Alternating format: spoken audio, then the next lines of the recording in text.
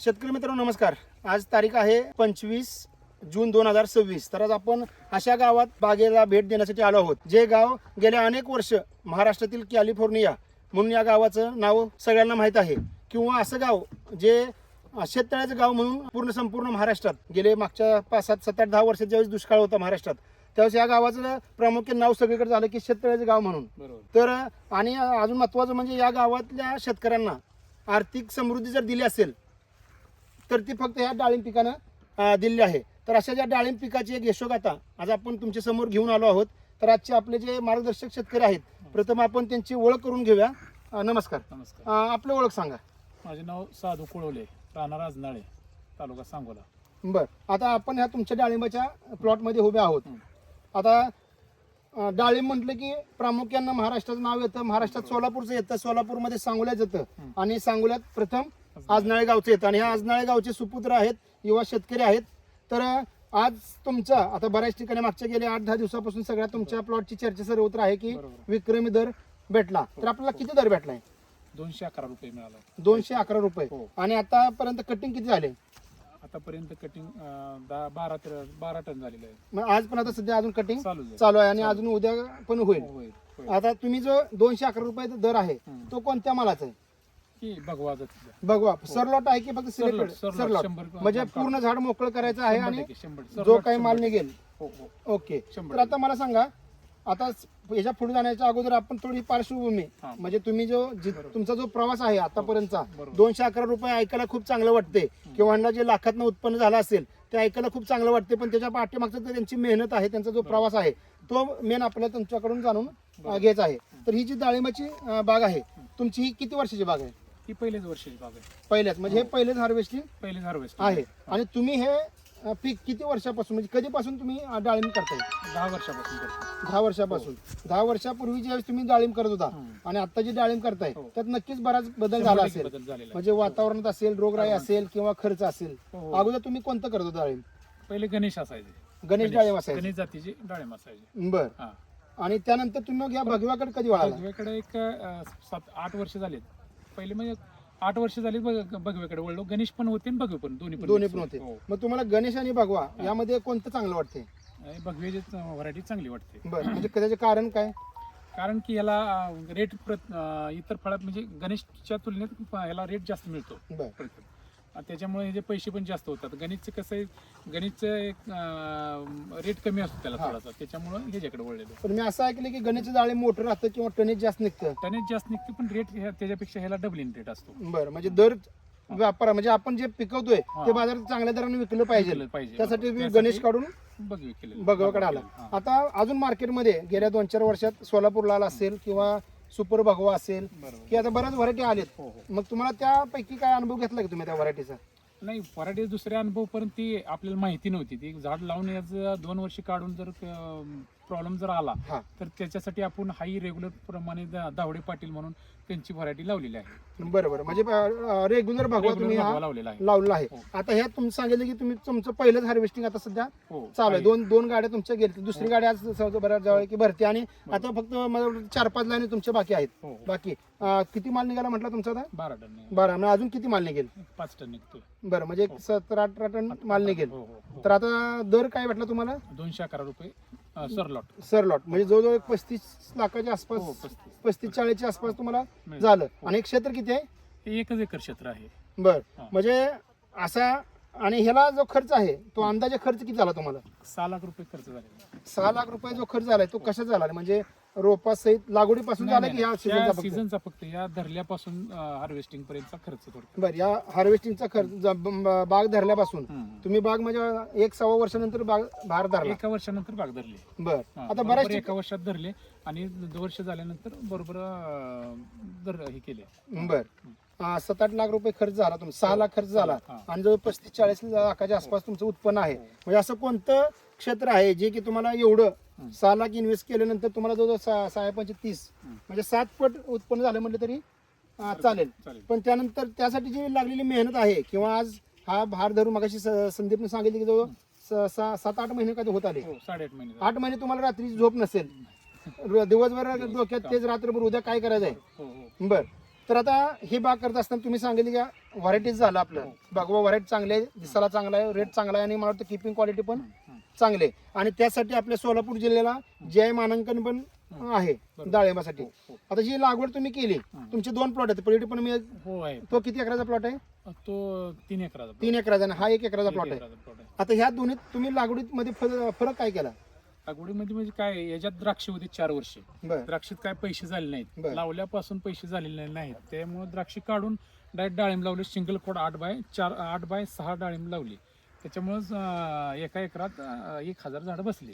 बरं आणि स्ट्रक्चर आहे असं ठेवल्यामुळं त्याला मेहनत म्हणजे ह्याला व्यवस्थित काम करायला आम्हाला बांधायला वगैरे व्यवस्थित जमलं आणि आता व्यवस्थित एक्स्ट्रा खर्च खर्च पण काही तुमचा झाला नाही. आणि खर्च पण कमी झाला. तर नक्की म्हणजे तुम्हाला सांगायला आवडेल किंवा ते आता चांगले सांगण्याची गोष्ट नाही, पण डाळिंब पिकात जे तुम्हाला मी अगोदर सांगितलं की महाराष्ट्रातील कॅलिफोर्निया वगैरे जे आता सगळं होतं, डाळिंब म्हटलं की आजनाळेचं नाव पुढे यायचं.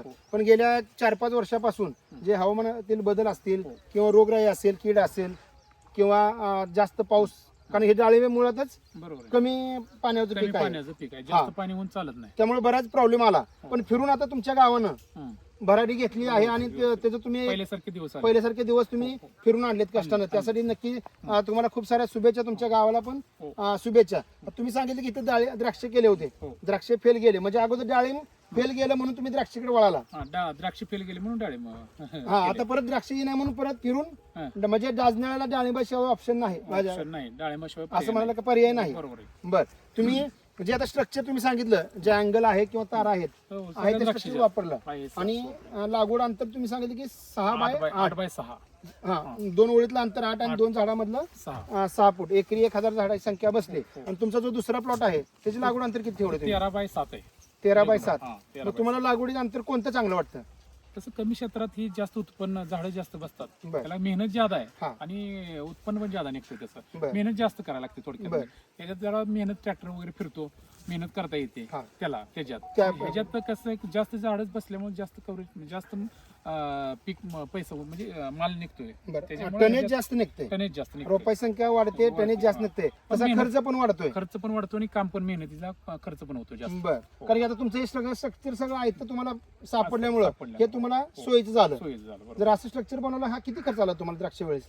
त्यावेळेला ह्याला 6 लाख रुपये खर्च आलेला त्यावेळेला. म्हणजे मग तारा अँगल वगैरे सगळं? हो, 6-6.5 लाख रुपये खर्च आले. बरं, म्हणजे तुम्हाला डाळिंब आता जे मागं तुम्ही थोडं निगेटिव्ह झाला होता, हा, ते मग डाळिंबानं आता भरून काढलं. डाळिंबानं तुम्हाला भरून काढलं. बरोबर. तर आता सगळं झालं, आता 35-40 लाख एकरात तुम्ही काढलेत, लागवड अंतर झालं, व्हरायटीज झालं.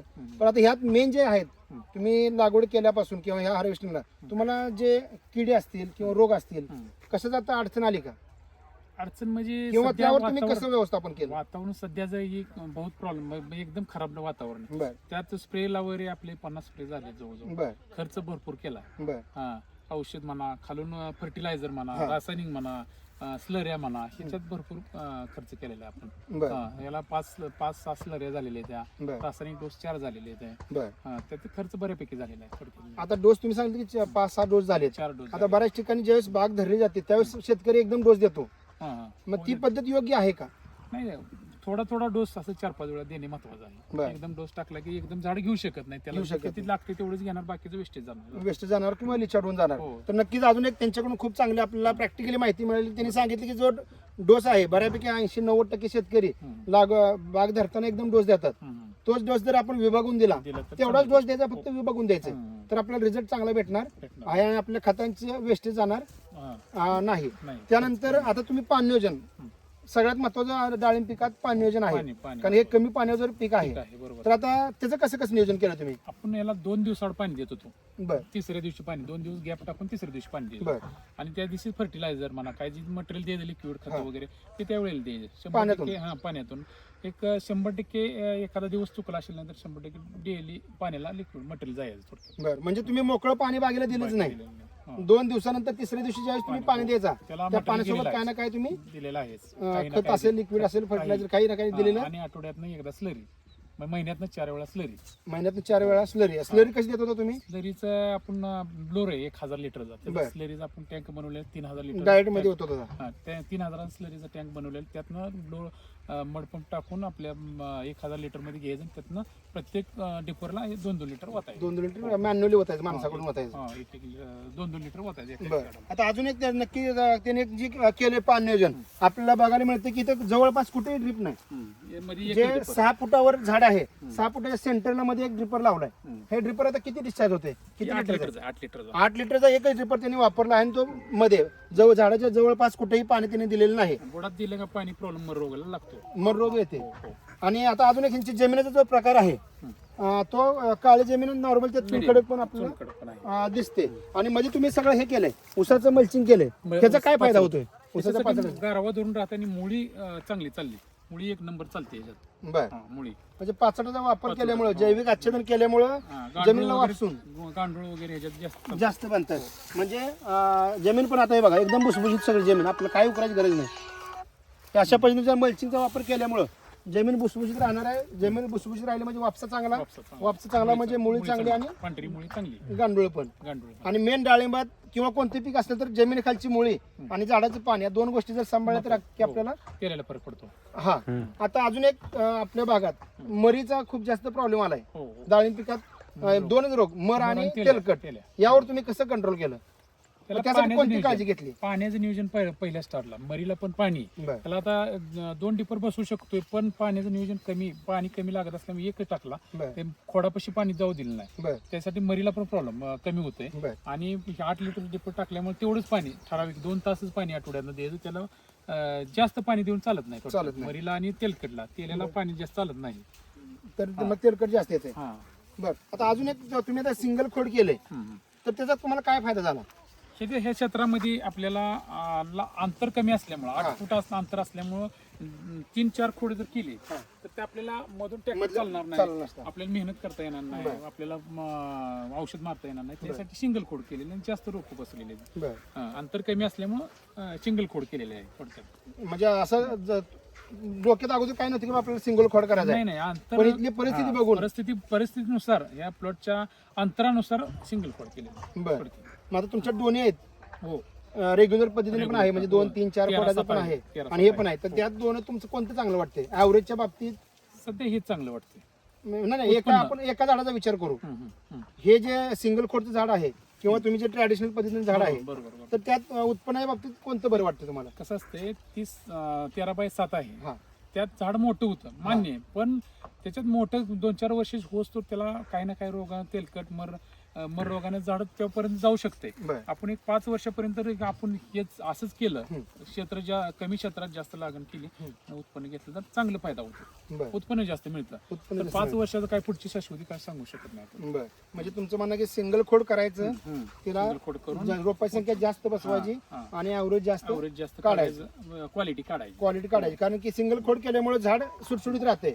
तुमचा जो स्प्रे वगैरे आहे तो एकदम सगळा बसतो. आणि आता मग आम्ही बरेच बघितली फळं जी अशी मेन खोडाजवळच आहेत. मेन खोडाजवळ सगळी फळं असल्यामुळे तिची साईज पण बऱ्यापैकी 80-90% साईज तुमची झाडाची सगळी एकसारखी आहे. 3 वेळा थिनिंग केलेली आहे. थिनिंग पण केली तुम्ही? 3 वेळा थिनिंग केलेली. थिनिंग करून आता सध्या एवढा माल आहे. बारीक अवस्थेत होतं, 100 ग्रॅमच्या एकदम बारीक होती त्यावेळेला पण केले. फुल सेटिंग झाल्यानंतर वेळेला 2 वेळा केले.